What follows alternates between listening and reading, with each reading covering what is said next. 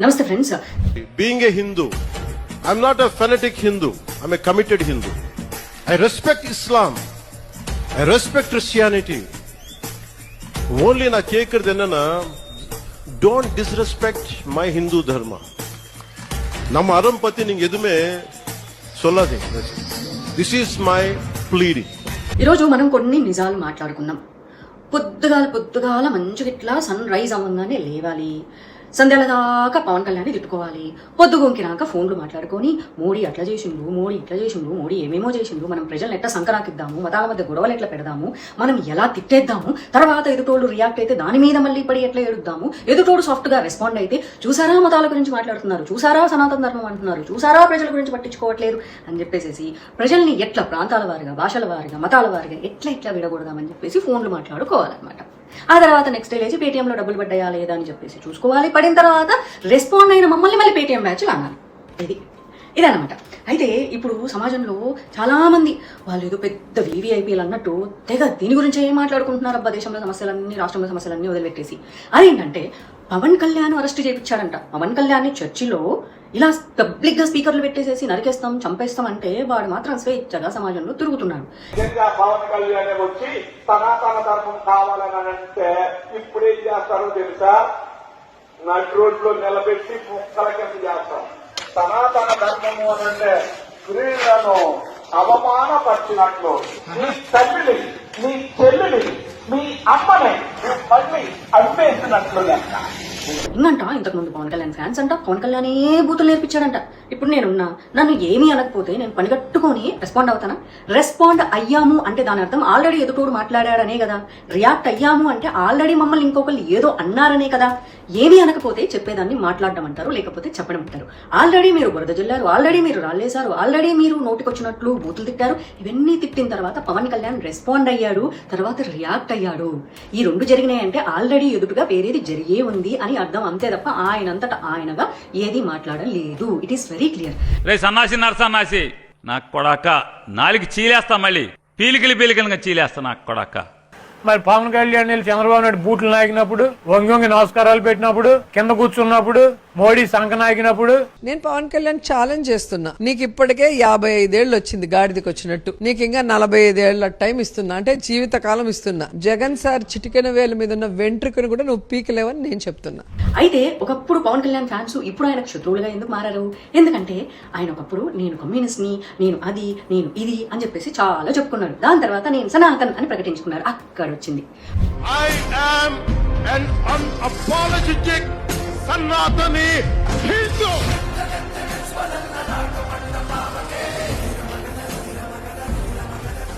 పవన్ కళ్యాణ్ అభిమానులు అనేటోళ్ళు పవన్ కళ్యాణ్ ఏది ఫాలో అయితే వీళ్ళకి నచ్చిందంటారు, నచ్చకపోతే నచ్చలేదని చెప్పేసి ఆ ఒపీనియన్ ని డ్రాప్ అయిపోతారు తప్ప నేను అభిమానిస్తున్నాను కాబట్టి నాకు నచ్చింది నువ్వు చెయ్యాలి, నాకు నచ్చింది నువ్వు చెయ్యకపోతే నేను ద్వేషిస్తా, అబ్యూస్ చేస్తా అంటారా? లేదు. అదేముంది, నేను స్కూల్లో ఉన్నప్పుడు నేను కూడా కమ్యూనిజాన్ని ఇష్టపడ్డాను. So what? మనిషి అనేది ఎవాల్వ్ అవుతూ ఉండడమే కదా. మనిషి కాదు, ప్రతి జీవి ఎవాల్వ్ అవుతూనే ఉంటారు. లాస్ట్ ఇయర్ మనం ఏదో చేస్తాము, అప్పుడు అది మనకు చాలా గొప్పగా అనిపిస్తుంది, కానీ ఈ ఇయర్ అది మనకి స్టూపిడ్ గా అనిపిస్తుంది కదా. మన లైఫ్ లో చాలా డెసిషన్స్ కూడా అంతే కదా.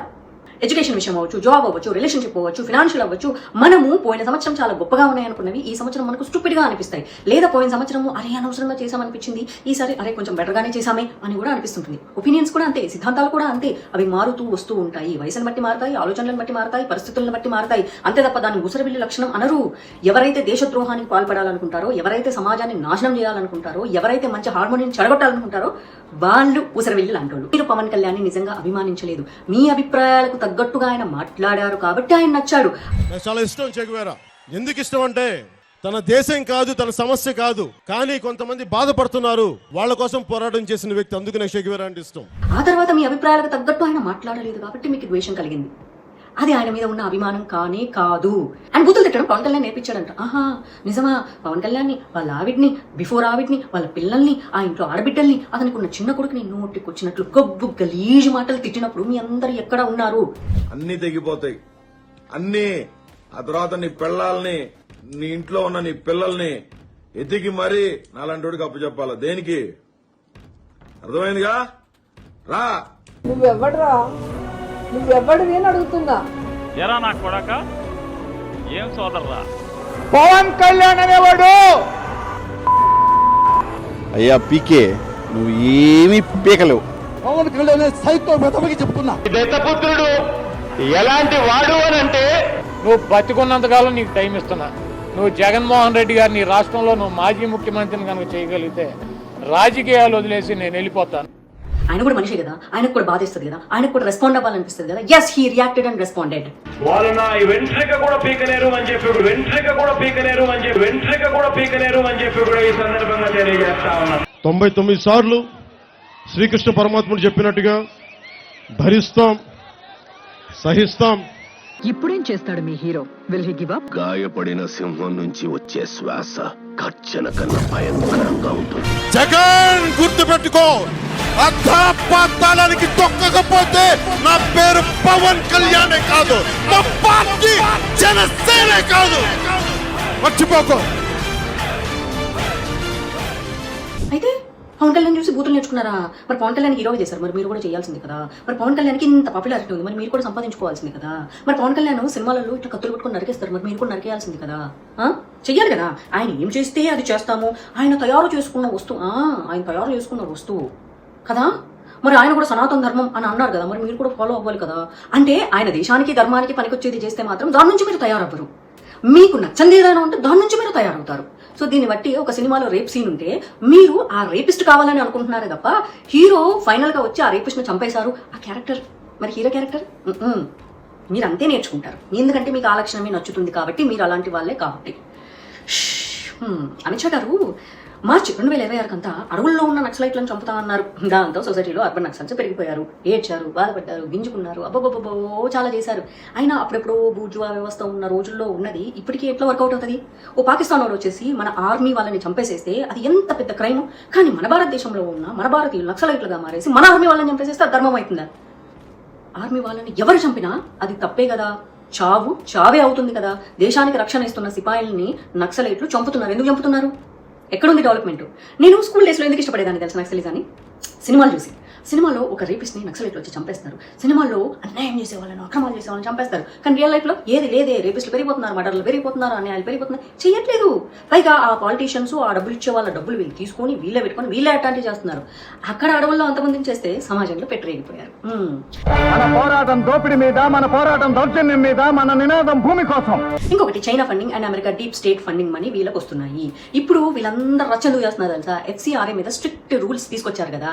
ఇప్పుడు చైనా నుంచి వచ్చినా లేకపోతే అమెరికా నుంచి వచ్చినా సరే ఆ డబ్బులు ఎక్కడెక్కడికో స్ప్రెడ్ అయిపోయి ఇవే ఒక డెవలప్మెంట్ జరుగుతుంటే ఆ డెవలప్మెంట్ కి అయ్యో అడవులు కొట్టేస్తున్నారు అని ఏడుస్తారు. అడవులు కొట్టేకపోతే చైనా వాడు వచ్చి మన దేశాన్ని ఆక్రమించుకుంటున్నాడు సముద్రాల మీద పడి. అది కాదు, మన సొసైటీలో ఏదైనా మంచి జరుగుతుంది వెంటనే ఇట్లా రెచ్చిపోవాలన్నమాట డీప్ స్టేట్ ఫండింగ్. ఇవన్నీ మీరు చూస్తున్నారా? బొద్దింకల్లా మారిపోయి. మళ్ళీ వీటన్నింటికి ప్రకాష్ రాజ్ సపోర్టు. ప్రకాష్ రాజ్ ఏమో పబ్లిక్ గా కశ్మీర్ని ముక్కలు చేసేసేయాలి, మన 7 సిస్టర్స్ అంటే నార్త్ ఈస్ట్ స్టేట్స్ ను ముక్కలు చేసి ఇటు చైనాకి ఇచ్చేసేయాలి అని చెప్పేవాడి పంచన చేరి వాడి భుజం మీద చెయ్యేసేసి ఫోటోలు తీయించుకుంటాడు. ఆయన వచ్చేసేసి ఈ రోజు బొద్దింకల్లో చేరిపోయారు. ఈ బొద్దింకలన్నీ కలిసేసేసి మేము బొద్దింకలం అని చెప్పుకుంటున్నాం. బొద్దింకలు అనేవి ఎప్పుడూ సమాజానికి విషపూరితమే. ఆరోగ్యకరమైన ఆహారాన్ని పాయిజన్ ఇచ్చేసి మీ ఆరోగ్యాన్ని నాశనం చేస్తాయి. కాబట్టి మీరే ఆలోచించుకోండి, మీరు ఎవరి తరపు నిలబడాలి. మంచి మాట్లాడితే ఎవరికి నచ్చదు. పవన్ కళ్యాణ్ మీద ఎందుకు పగబట్టి ఉన్నారు? మోడీ గారి మీద ఎందుకు పగబట్టి ఉన్నారు? ఏం చేస్తున్నారు? ఈ దేశానికి మంచి చేస్తున్నారు, చాలా మంచి చేస్తున్నారు. మంచి చేస్తున్నప్పుడు రాక్షస జాతికి నచ్చదు. పేర్లు కూడా రాక్షసుల పేర్లు పెట్టుకుంటారు. ఎంత దైవభక్తి ఉన్నా సరే పరాయి ఆడవాళ్లను, పరాయి స్త్రీలను ఎత్తికెళ్లి మానభంగం చెయ్యాలి అనుకునేటోళ్ళు రాక్షసులు, రేపిస్టులే అవుతారు తప్ప వాళ్ళ సమాజానికి ఎప్పుడు మంచి వాళ్ళు కాదు. అండ్ అలాంటి వాళ్ళని సపోర్ట్ చేస్తున్న మీ అందరూ కూడా ఆ కేటగిరీ కిందకి వస్తారు. డెఫినెట్గా వస్తారులే. ఆయన ఆడపిల్లకు అర్ధరాత్రి ఏం పని, ఉద్యోగాలు చేయడానికి, ఊర్లో వెళ్ళడానికి, రేపులు చేయరా అని మాట్లాడే మీకు ఈ సమాజంలో ఉండే అర్హత కానీ అస్సలు లేదు. పవన్ కళ్యాణ్ గురించి మాట్లాడే అర్హత మీకు అస్సలు లేదు. కేసుల మీద కేసులు పడుతున్నాయంటే పడతాయి. ఎందుకు పడవు? మీ టార్గెట్ సనాతన ధర్మం, మీ టార్గెట్ హిందువులు. ఎప్పుడు హిందువులు. సనాతన ధర్మం అంటే సన్న డాష్. సనాతనం అంటే మీనింగ్ తెలుసా మీకు? అలాంటప్పుడు మీ ఇంటి పేరును, మీ అమ్మ పేరును, మీ నాన్న పేరును కూడా ఈ రకంగానే కట్ చేసి మాట్లాడవచ్చు కదా. కనీసం సంస్కృత భాష మీద విలువ లేదు, మీకు తెలుగు భాష మీద గౌరవం లేదు, అన్నింటినీ బూతులుగా మాట్లాడడమే. మీరు కూడా అదే ధర్మంలో పుట్టారు, అదే సూర్యుడికి మేము మొక్కుతాము. మరి మీరేం చేస్తారు? సూర్యుని తిడతారా? సూర్యనారాయణుడు సాక్షాత్తు మాకు భగవంతుడు. మీరు సూర్యుని చూడడం మానేసేయండి. మరి మీరు ఎట్లా ఆరోగ్యంగా బతుకుతారు? గాలి పీల్చడం మానేసేయండి. ఎందుకంటే మేము వాయుదేవుడు అని మొక్కుతాం కదా. మా సనాతన ధర్మాల్లో మేము పంచభూతాలను మొక్కుతాం. నీళ్ళు తాగడం మానేయండి, గాలి పీల్చడం మానేయండి, సూర్యుని చూడడం మానేసేయండి. దేని ఆపుతారు మీరు సనాతన ధర్మంలో? నోరుంది కదా, భగవంతుడు నోరిచ్చాడు కదా అని నోటికొచ్చినట్లు మాట్లాడితే, భారతదేశంలో చట్టాలు కూడా చాలా స్ట్రాంగ్గా ఉన్నాయి కానీ అమలు చేసే విషయంలోనే చాలా పూర్గా ఉంటాయి. అందుకే రేపిస్టులకు కూడా చాలా ధైర్యం. రేప్ చేయొచ్చు, బయటకు వచ్చేసేయచ్చు, మర్డర్లు చేయొచ్చు, బయటకు వచ్చేసేయచ్చు, దేశాన్ని తీసుకోవచ్చు, మళ్ళీ బయటకు వచ్చేసేయచ్చు, ఈడీ కేసులు ఉంటాయి, అలా 10 రోజులు జైలుకి వెళ్ళొచ్చు, మళ్ళీ బయటకు రావచ్చు. ధైర్యం. ఏం చేసినా సరే భారతదేశంలో విచ్చల విడిగా పాయింట్లు వాదించడానికి లాయర్లు ఉన్నారు, బయటకు వదలడానికి కోర్టులు ఉన్నాయి, ఎఫ్ఐఆర్లు చేసుకోవడానికి ఊరికే పోలీసులు ఉన్నారు. ఉన్నామా లేదా అన్నట్లు. అందుకే ఎవ్వడికి నచ్చినట్లు వాళ్ళు మాట్లాడుతున్నారు. ఇంకొకటి ఫైనల్గా చెప్పాలనుకుంటున్నాను ఏంటంటే, దళితులు హిందువులు మాత్రమే, క్రైస్తవులు కాదు. క్రైస్తవంలోకి వెళ్ళిన తర్వాత కులాలు ఉండవు. ఇంక్లూడింగ్ జగన్మోహన్ రెడ్డి గారికి కూడా రెడ్డి అన్నది వర్తించదు, ఎందుకంటే ఆయన క్రైస్తవుడు కాబట్టి నా బెస్ట్ ఫ్రెండ్ రెడ్డి, ఇదంతా నేను ఎప్పుడు అదే అంటూ ఉంటాను. జగన్మోహన్ రెడ్డి కాదు, he is Christian, no more Reddy. So he's not at all a Hindu. There is no caste system in Christianity. కాబట్టి దళితులు అని చెబుతున్న వాళ్ళు అందరూ మా హిందువులు, వాళ్ళకి వేరే మతాలు వర్తించవు. వీటి మీద మీటింగ్లు పెట్టుకొని, వీటి మీద దరిద్రాలు చేసుకొని, కొంతమంది పేర్లు నా నోటి నుంచి పలకను, ఎందుకంటే చిచి వాళ్ళ పేర్లు పలికి నా నోటిని నేను అపవిత్రం చేసుకోలేను. This is very clear. End of the day, Pawan కళ్యాణ్ని తిట్టండి, మోడీ గారిని తిట్టండి, హిందూ దేవుళ్లను తిట్టండి. మీకు చట్టాలు పెద్దగా పని చేయకపోవచ్చు, ఎందుకంటే భారతదేశంలో చట్టాలు అమలు చేయడంలో చాలా వీక్గా ఉన్నారు కాబట్టి.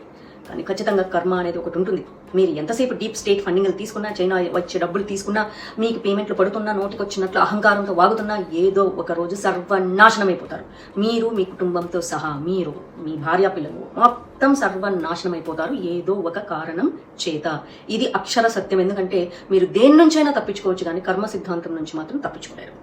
సో మళ్ళీ చెప్తున్నా, పొద్దున్నే లేవాలా, ఇంత మింగాలి, సంధ్యాల దాకా పవన్ కళ్యాణ్ మోడీని తిట్టుకోవాలి, రాత్రి సనాతన ధర్మాన్ని ఎట్లా నాశనం చేసుకోవాలని చెప్పేసి ఫోన్లు మాట్లాడుకోవాలి, కలలు గలని పడుకోవాలి.